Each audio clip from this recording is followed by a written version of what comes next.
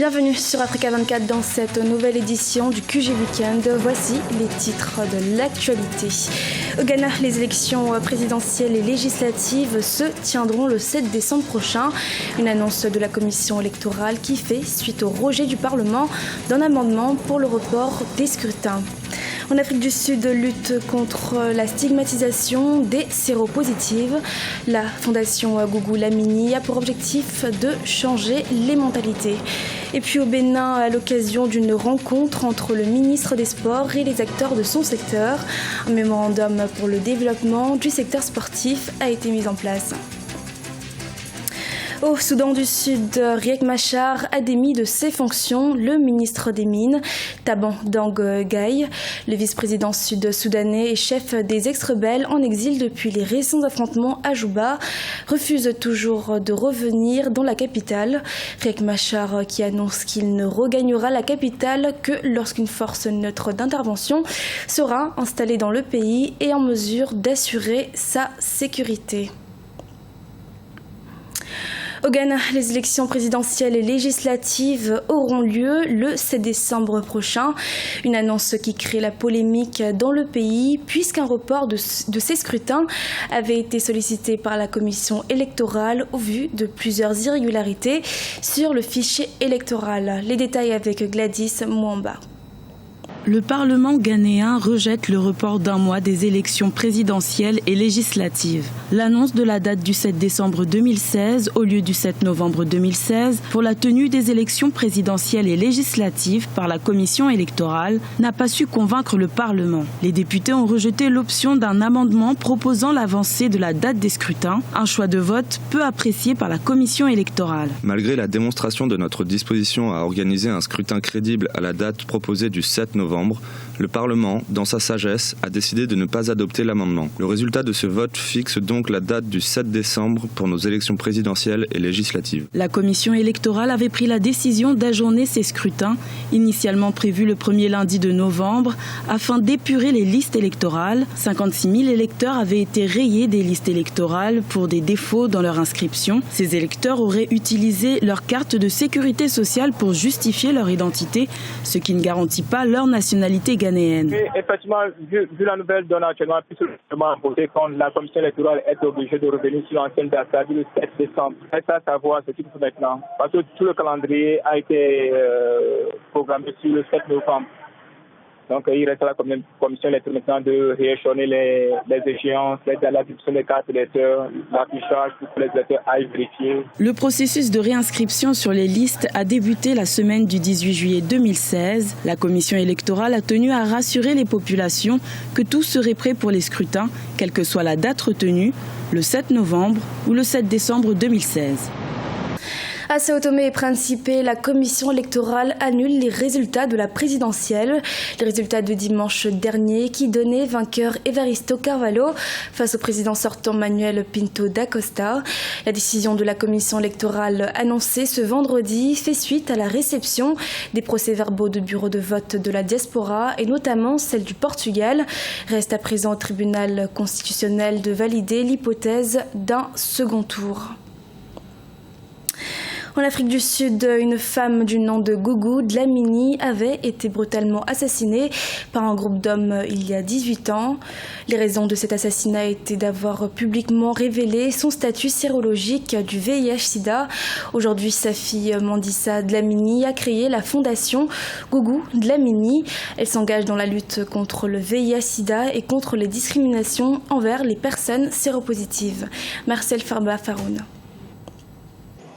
Décembre 1998, au village de Kwamachou, dans les régions rurales du KwaZulu-Natal, un groupe d'hommes s'attaque brutalement à une femme du nom de Gougou Dlamini. Battue et lapidée, elle finira par succomber. Cette femme, qui avait consacré sa vie à éduquer, motiver et encourager les personnes porteuses du VIH-Sida, a été victime de sa révélation publique faite sur son statut sérologique. 18 ans après ce souvenir des plus douloureux, Mandissa Dlamini est revenue dans son village afin de commémorer l'anniversaire de la mort de sa mère. J'ai reçu un message me demandant de venir chercher mon chien. L'un de nos voisins nous a annoncé que ma mère avait été jetée en bas de la falaise et qu'elle avait percuté leur maison. Et je me souviens qu'il n'y avait que moi et le petit ami de maman. Nous sommes allés chercher le corps de ma mère et voici l'endroit où ils l'ont laissé. Aujourd'hui, Mandissa Dlamini a créé une fondation qui porte le nom de sa mère, Gougou Dlamini. Devenue activiste, elle reprend le combat que portait sa mère en tentant d'aider les personnes atteintes du VIH-Sida à faire face à la maladie et les défis qu'elle comporte. 18 ans plus tard, le traitement relatif au VIH-Sida a certes progressé en Afrique du Sud, mais la stigmatisation demeure encore. Les jeunes femmes qui ont visité la fondation Gougou Dlamini préconisent plus d'actions visant à mettre fin à la stigmatisation. Dans ma région, en tant que femme, si vous êtes grosse, ils disent que vous prenez des antirétroviraux, mais si vous êtes mince, ils disent que vous êtes séropositive. L'Afrique du Sud est le pays le plus touché par le VIH-Sida dans le monde, avec 6,8 millions de personnes infectées sur une population comptant plus de 50 millions d'habitants. Le pays est doté du plus grand programme de traitement au monde, avec 3,4 millions de personnes recevant des médicaments antirétroviraux. Toujours en Afrique du Sud et concernant le virus du sida, la 21e conférence internationale sur le sida s'est achevée ce vendredi 22 juillet à Durban. Toute la semaine, scientifiques, activistes et décideurs politiques ont dressé un bilan des avancées de la lutte contre l'épidémie. Notons que plus de 35 millions de personnes vivent actuellement avec le VIH à travers le monde. Et malgré des progrès, les efforts doivent se poursuivre, notamment sur les financements comme l'ont rappelé les responsables de cette conférence. Au Bénin, le ministre des Sports a échangé avec les acteurs de son secteur, toutes disciplines confondues. C'était lors d'une rencontre qui a eu lieu ce jeudi 21 juillet à Cotonou, capitale économique du Bénin. À l'issue de cet échange, un mémorandum des acteurs sportifs a été transmis au ministre. Les détails avec notre correspondant au Bénin, Lesti Ounou. Au Bénin, les acteurs du sport à la rencontre de leur ministre de tutelle. Ce jeudi 21 juillet 2016, les fédérations sportives ainsi que le président du Comité national olympique et sportif du Bénin se sont entretenus avec le ministre des Sports Oswald Domeki à Cotonou. Objectif, jeter de nouvelles bases pour la redynamisation du sport au Bénin.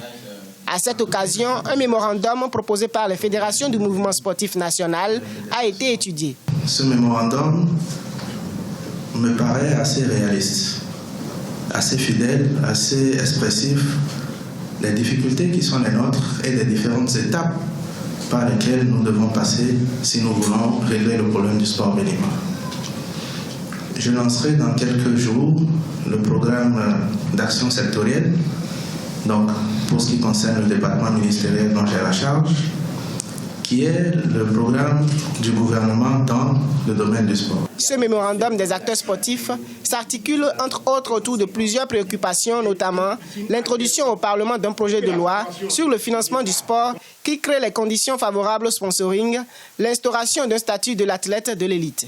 C'est un mémorandum totalement pertinent. Peut-être à quelques détails de forme près, c'est un mémorandum totalement pertinent qui aurait eu un programme de travail pour un ministre des Sports.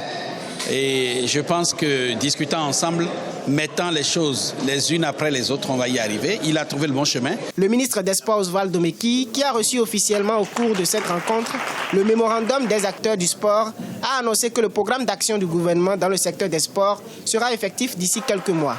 Ce programme s'inscrira dans une dynamique de construction d'infrastructures sportives.